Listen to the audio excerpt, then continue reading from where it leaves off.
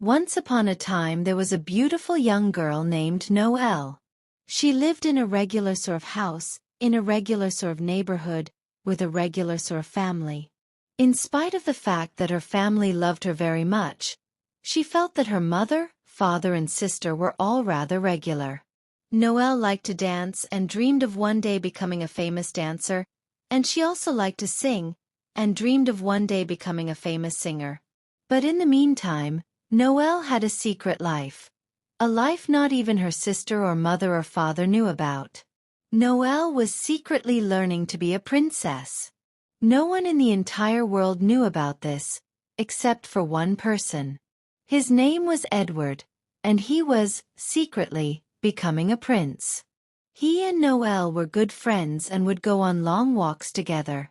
Edward would explain to Noelle all about what was involved in becoming a princess.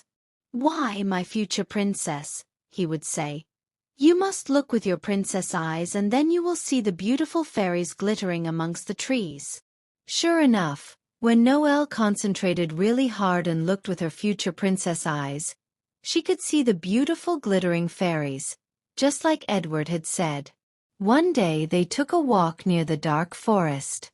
Edward suddenly cried out to Noelle, "Look, my soon-to-be princess, there is a pure white unicorn hiding in the dark forest."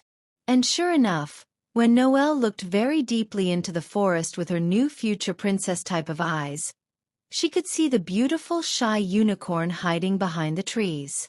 Noelle went home that night and was so enraptured with all this that she didn't even notice what was on her plate for dinner. In addition to consuming a rather large slice of her mother's homemade meatloaf, which she secretly detested, she also polished off 3 small pieces of broccoli and ate 1 bite of cauliflower without a single complaint. Her mother was so proud of her that she gave her a big bowl of chocolate pudding for dessert, with extra whipped cream on top.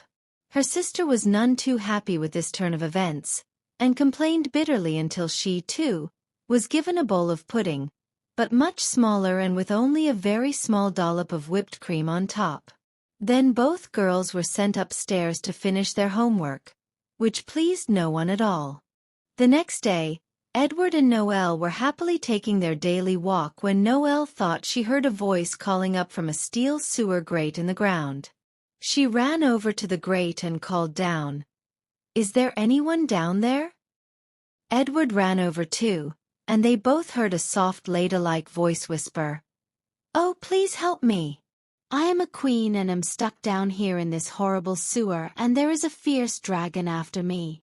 Well, you can imagine that Noelle was quite frightened, for after all she was only a very small, possibly future princess.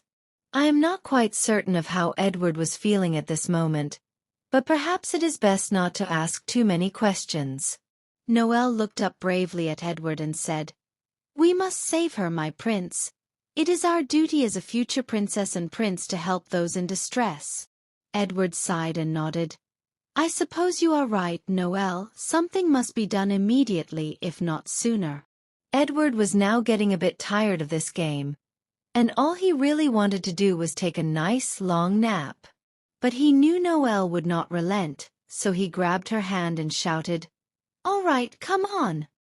So they tugged very hard on the grate to open it, and down they went, into the dark, scary sewer. Noelle and Edward both landed on their feet, thank goodness. But wouldn't you know it, they were immediately faced with a fierce fire-spouting angry dragon.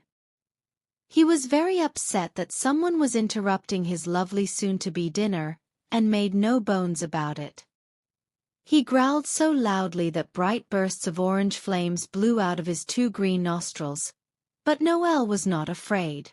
"Come on, Prince, we have to rescue the Queen," she cried, and took his hand into hers.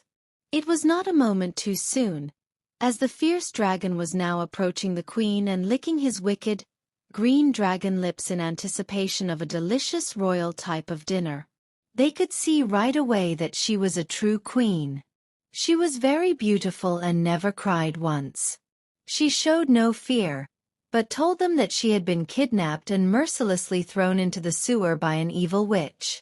Just in time, The darkness filled with light as dozens of beautiful winged fairies of every size and description descended down into the blackness and gave off their beautiful hues of bright color in a rainbow of red, blue, green, orange, yellow, purple and pink.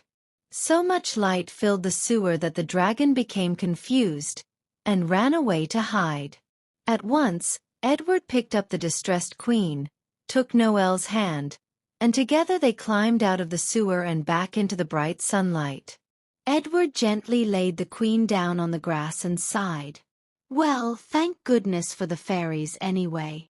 He was quite exhausted.